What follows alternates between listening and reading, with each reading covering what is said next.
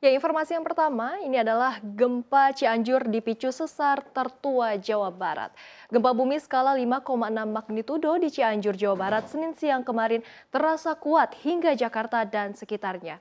Gempa tersebut diduga kuat akibat pergerakan sesar Cimandiri.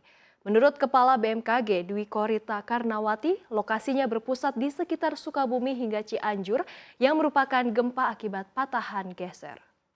Sementara berdasarkan laman resmi Stasiun Geofisika Bandung per Juni 2022 telah dijelaskan fakta-fakta dan historis sesar mandiri dan aktivitas yang sering aktif belakangan ini terutama pada rekaman pencatatan Juni lalu.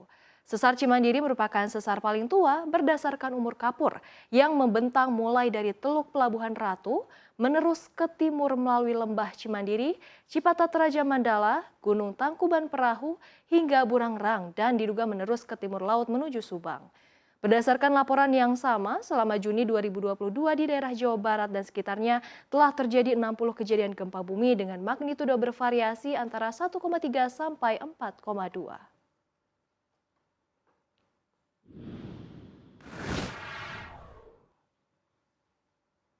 Ya, informasi yang kedua adalah Munas HIPMI ricuh, di mana video kericuhan Musyawarah Nasional Himpunan Pengusaha Muda Indonesia atau Munas HIPMI ke-17 di Hotel Alila Solo viral di media sosial. Dari tayangan video, sejumlah peserta nampak adu mulut hingga adu jotos pun tak terhindarkan.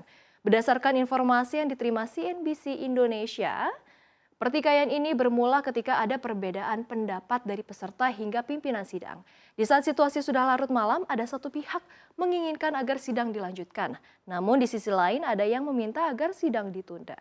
Perdebatan ini tidak selesai, malah semakin memantik argumentasi hingga berlanjut pada teriakan dan dorong-dorongan. Bukannya melerai, kondisi malah semakin panas karena ada beberapa peserta yang memperparah keadaan dengan mencoba melemparkan bangku kepada peserta lain. Ricuh pun tak terhindarkan, setidaknya ada puluhan hingga ratusan peserta terlihat dari video tersebut.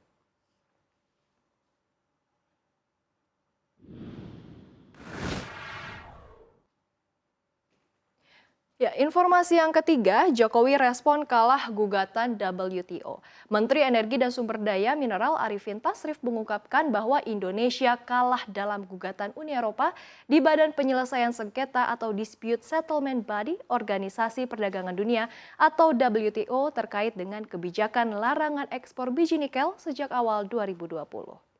Menurut Arifin, keputusan itu merupakan hasil putusan panel WTO yang dicatatkan dalam sengketa DS 592. Adapun final panel report tersebut sudah keluar pada tanggal 17 Oktober 2022.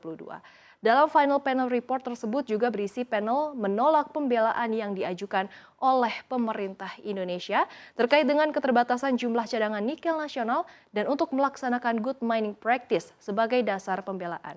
Menyikapi hal tersebut, Arifin mengungkapkan pemerintah Indonesia akan mengajukan banding, di mana pemerintah berpandangan keputusan panel belum memiliki kekuatan hukum tetap.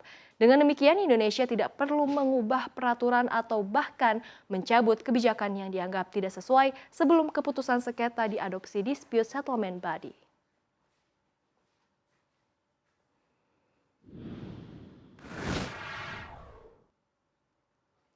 Sementara informasi yang keempat atau yang terakhir ini adalah Korea Selatan minta bantuan Rusia dan China. Korea Selatan telah meminta bantuan Rusia dan China untuk menghentikan program pengujian rudal Korea Utara dengan alasan bahwa Pyongyang mengancam perdamaian dan stabilitas di seluruh Asia Timur Laut dan sekitarnya. Utusan nuklir Kim Gun melakukan panggilan telepon dengan Duta Besar Rusia dan China untuk Seoul, Andriy Kulik dan Sing Haiming untuk meminta kerjasama aktif dalam membujuk Pyongyang untuk menahan diri dari provokasi lebih lanjut. Kim berargumen bahwa peluncuran rudal balistik antar benua Korea Utara pada Jumat lalu telah melanggar resolusi Dewan Keamanan PBB dan menandai insiden berbahaya lainnya dari rezim Presiden Kim Jong-un.